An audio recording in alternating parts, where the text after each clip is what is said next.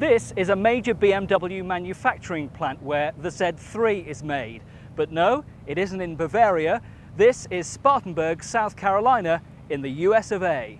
When BMW decided to produce the Roadsters here, it really shocked the motoring world. Surely a BMW just wouldn't be authentic manufactured outside Bavaria. Now the plant has had its problems. Early quality glitches had to be ironed out, and that put the Z3, or should we say Z3 models, to be made for the lucrative American market back, which in turn put back production for our right-hand drive market. Now that left BMW Great Britain in an embarrassing position. The Z3 was launched as far back as 1995, but it's taken a long time for those models to arrive on the UK market, and in the meantime we've seen the likes of the Porsche Boxster, the Lotus Elise and the Mercedes SLK arrive, which are all very powerful models compared to the 1.9 Z3. But now BMW have upped the stakes with this, the 2.8 litre.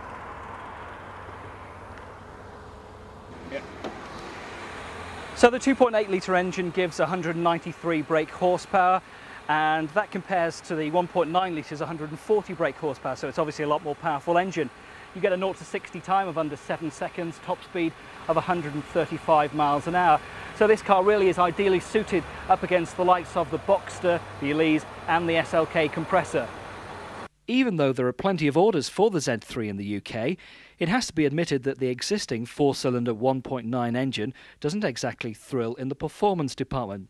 Yes, it's smooth and refined as you'd expect from a Beamer. It's taken from the 318 injection, but there'll be many drivers who've been waiting in anticipation for the new six-cylinder power plant under the bonnet. Now, we first saw the Z3 about 2 years ago in the James Bond film GoldenEye, and that was enough to make over 3,000 people back in the UK place their orders for the Z3s, the 1.9 litre engine.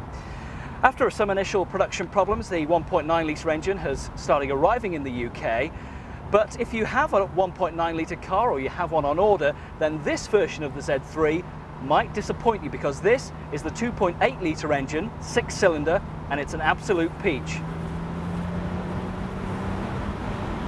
I suppose the main differences, apart obviously from the engine, which is a 6 against a 4, the main differences are it has ASC plus T anti-slip control. That prevents the rear wheels from spinning if you get into wet conditions or something and you let the clutch out a bit too sharply. So it has that. It has an electric hood, so the cultural amenity that's becoming a requirement of more upscale roadster cars. And of course different alloy wheels and slightly wider wheels and tyres, which I suppose befit the engine capability. Chris, was the 2.8 litre Z3 always planned, or was it rather a knee-jerk reaction to Mercedes coming out with the SLK or the Boxster, the Lotus Elise and so forth? No, it was planned from the very beginning. The objective was it was a new plant, as you've seen. It was a new car, and they wanted to produce, first of all, the volume car. I mean, clearly more people can afford a car at around £20,000 than they can at around 28 or around 40, which is what the M Roadster will be. So the 1.9 litre four-cylinder came in first. The 2.8 now joins it, and the M Roadster comes later this year. And finally, Chris, the on-the-road price of the 2.8 litre? It's £28,115, and that's an on-the-road price, so it's ready to go straight out of the dealership. So who are the main competitors for the 2.8 litre engine? Well, the obvious one is the Mercedes SLK. I mean, it's a different car in many ways, but in price terms, you're looking at similarity. This is the 2.8 is a wee bit cheaper than the SLK, and the Boxster, which again is another jump up. But we regard the M Roadster as being the principal Boxster competitor. That's a car which has 321 brake horsepower. The accent is absolutely firmly on performance.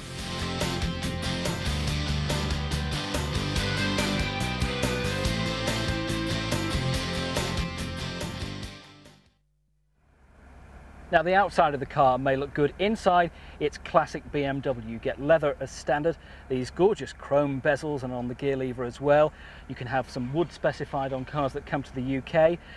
Standard on the car, you get an electric power roof, you get traction control, air conditioning is an extra, and also later in the year, a hard top option too for use during the winter. Well, this North Carolina scenery is absolutely gorgeous, but if you think that's nice, well, what about this, the Z3 Roadster, the new 2.8 litre engine? It is classic Roadster design. You get the long bonnet, you get the short rear end, you get the flared wheel arches, the chunky tyres. It's a very muscular car, this 2.8 litre engine. And does it go? You bet.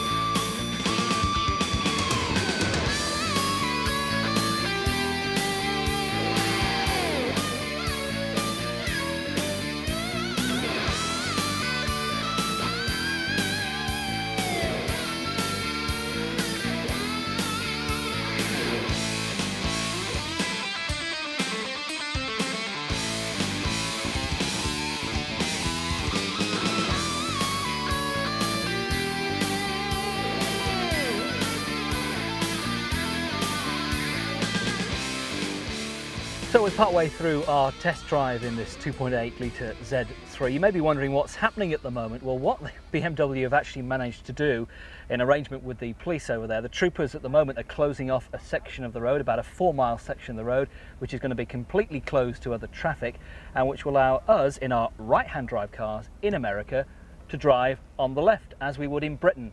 It's amazing what they can do for the British journalists when they come to America.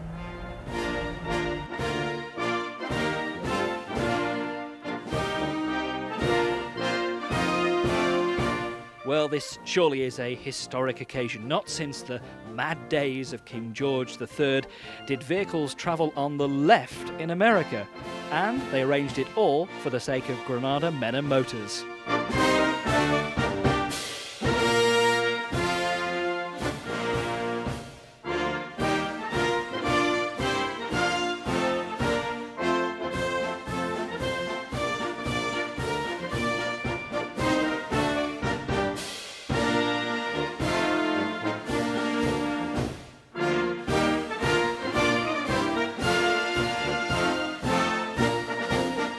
Well, part of our test route today in the 2.8 litre Z3 is through the Blue Ridge Mountains, not of Virginia, but of North Carolina. Still, it's a gorgeous route to drive, and it's absolutely perfect in this particular car. We've got the roof down, it's a lovely day, and it demonstrates the Z3's outstanding qualities. The engine is an absolute peach. The torque in it is quite superb. You can find yourself going up a twisty mountain road in 4th gear without having to knock down that gear, which you perhaps would do in the 1.9 litre version. This is the Z3 production line at Spartanburg, South Carolina in America. Before joining the Spartanburg factory, most of these workers had no experience whatsoever of the motor industry. Yet BMW was determined to use local labour to the full, indeed to utilise man and woman power instead of robots for many operations. No car manufacturer has ever set up a huge factory like this anywhere before. The Japanese had done something similar, but only with a tried and tested model. The Nissan Sunderland factory, for example, first started production of the established Bluebird. But here in South Carolina, 1,700 inexperienced people would be manufacturing the all-new Z3, inheriting all the problems any new model would bring. New suppliers had to be sourced, and there was the 6,000-mile communications line back to Germany. On top of this, BMW set very tight deadlines, saying that cars should be produced within 2 years of construction starting. Surely, BMW was taking an incredible risk. We realized that we had several risks that we were facing, from new platform, meaning new car, the Z3, new workers, new management team, new processes. We were facing quite a few issues here that were of monumental risk to the company. So we looked very carefully for an infrastructure that helped us to minimize those risks. Obviously, it's impossible to eliminate them. Many critics thought BMW was crazy and that it was a huge gamble to produce an all-new model with new management, new inexperienced workforce, new production processes and a new supplier network. And all this in a huge new complex in an area of the States with no history of automotive manufacture. Initially, there was a lot of misperception regarding why we came here, and oftentimes the issue of labor costs was brought up.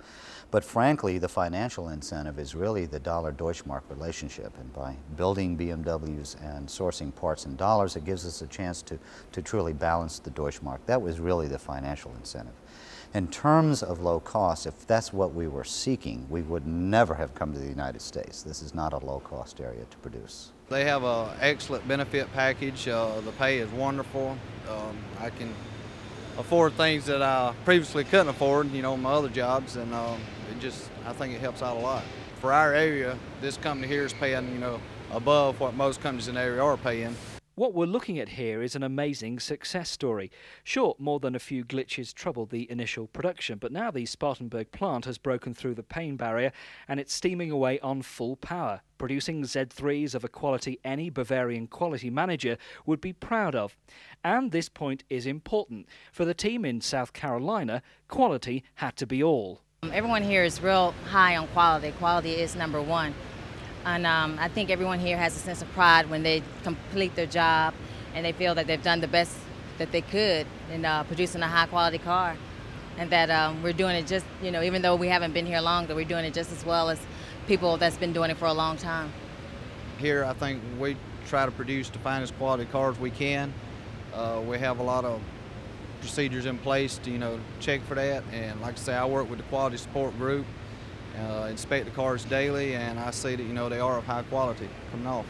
I think the quality issue was probably an initial thing that came up. A lot of people were concerned about that. But what we have shown here at the plant, that if it's made by BMW, that there's no one anywhere in the world that should worry about where the car is made, because our quality is comparable to any car currently built anywhere at any of our plants. One of the problems in the early days of 3 Series and Z3 production was with paint, where BMW was experimenting with water-based paint technology for the very first time. Substandard finishes were rejected and the production line halted until the problems with the new paint technology were solved. There was a lot of concern about the new paint shop that we brought in here. After all, it was the first of its kind in the world, with 3 of the 4 coats being waterborne. And yes, we ran into some adjustment problems in the fall of '94, but essentially overcame that, and we have no issues with that right now. But I think your bigger question is what did we face at that time? Well, it was everything from having to hire, having to set up a management culture, having to prepare for the Roadster, new suppliers, and when I look back on it, I think the overarching issue was communications. And that seemed to be probably the one thing that we had to learn how to do really well, really fast. In developing BMW Manufacturing Corporation, we had a greenfield. And one of the things that we realized we had to do, we had to have speed, we had to have efficiency, and we had to hit quality targets initially, and we had to do this fast. And we realized that an open communication environment was going to be essential to reaching these quality targets as quickly as we had to. So we developed some new ideas in terms of teamwork here in the plant. We all wear a uniform, we talk to one another by first name only, we have no offices, we have no separate executive dining room or separate parking places, and the results are that we try to tear down hierarchical symbols and allow a much faster and more honest and open communication within the plant. The results speak for themselves. Fastest startup in this industry, 23 months from the beginning of construction until the first car left this plant.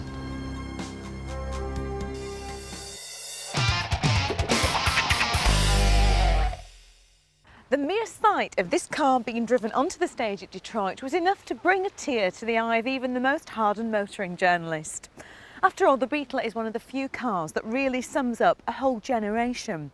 And as we love nothing better than to wallow in the past, 90s Beetle is the perfect vehicle to make that journey back to the 60s in.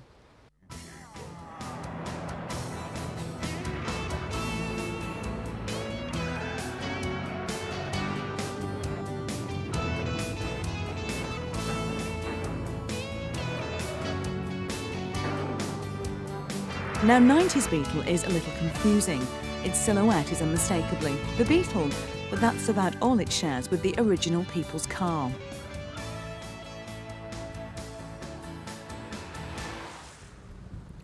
For a start, you won't find the engine in the back.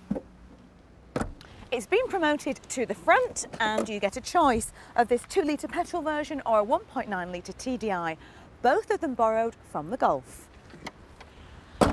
The Beetle also shares its floor pan with the Golf, along with the Audi A3, the Seat Toledo, the Skoda Octavia, and no doubt quite a few more.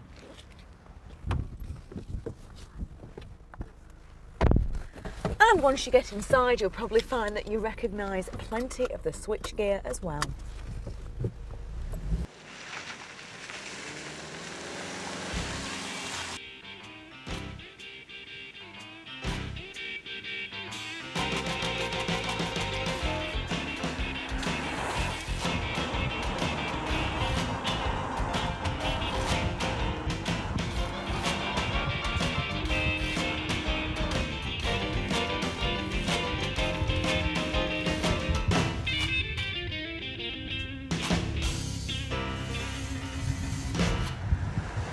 But do take heart, all you nostalgia fans out there, because nestling inside the minimal black and chrome interior, you'll find a true hint of 60s flower power, a bud vase. But while the 90s driver may well nip to their designer florist to pick up some trendy tropical bloom to keep in it, they're just as likely to be making full use of the power outlet for their laptop, putting their cappuccinos in the cup holders, and will no doubt have noted with approval the fact that there are heated seats for those cold winter months. The thing about the Beetle is that although we did love the old one very much, after all 21 million of them were sold around the globe, if we're being honest, they were actually pretty awful to drive. And I should know. I learnt to drive in a 1303 Beetle and for years thought that the awkward pedal position, the bus-like steering wheel and the appalling heater were normal in a car. But I'm happy to report that this 2-litre petrol version isn't bringing back any of those memories for me. This is Volkswagen motoring 90s style. The 4-cylinder engine is good for 115 brake horsepower, and yes, it will actually get you from 0 to 60. It also has a top speed of 112 miles per hour. Herbie will be turning in his grave.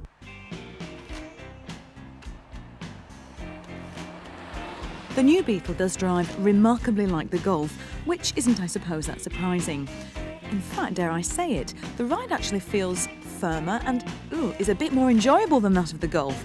The 4-speed automatic transmission is smooth and it responds well. And the brakes, well, they're absolutely light years away from those spongy old things the Beetle used to have. But let's be honest, who really gives a damn about the 90s technology, the 12-year anti-corrosion warranty, or the extremely high levels of safety? The real reason we will buy this car in droves is because of how it makes us feel. When you first see it, you don't know whether you want to hug it or drive it. I can feel a remake of Herbie coming on. Even if you can get your hands on one of the 1,000 left-hand drives that VW will be bringing in next Easter, the prices seem to be spiralling. In the States, the base model costs around 10 grand. One of these left hookers, if you can get your hands on one, is likely to be closer to 16. And when the right-hand drives finally do arrive, the prices will mean that the people's car is now rather out of reach to many of us. But Volkswagen know that even the price won't put us off. Beetle mania has set in, and there are that many people desperate to get their hands on one that the factory in Mexico is at production to 160,000 a year. But when you think of the waiting list that exists in the States, in Europe and also here in the UK, you realise that it's going to be quite a few Christmases before good old Santa can make all the boys and girls who want one happy.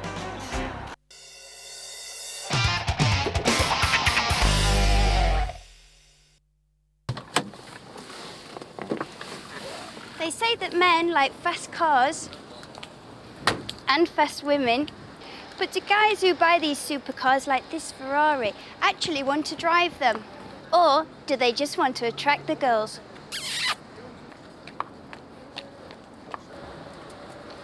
They tell me there's a throbbing V12 in here producing more than 300 brake horsepower. And a paddle shift on the steering column so you can pretend to be in Formula One. Personally, I find all this mechanical stuff a bit boring. Don't mind tightening a few nuts up though. Besides, why should men have all the fun? Who made the rule that this is a man's car? I sent one of my boys out onto the streets with a picture of my flash car to see what people think. Do they think this was a man's or a lady's car? So we then shown them these photos to see if they could spot the Ferrari owner.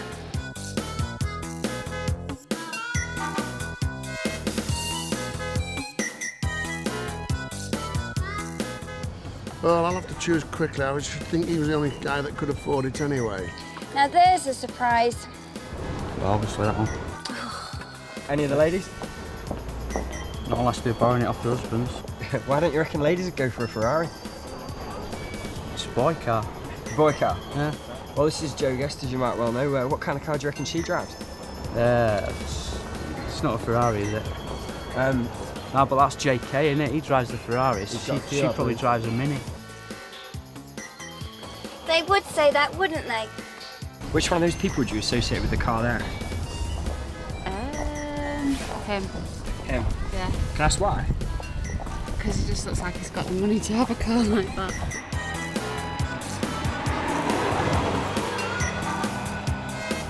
What kind of car would you associate this girl with here?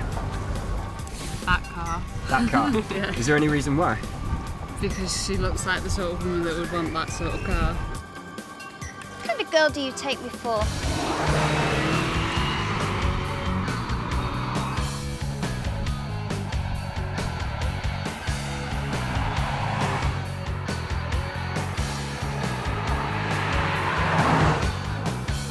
Actually, a man with a big shiny helmet does it for me. And I like something throbbing between my legs.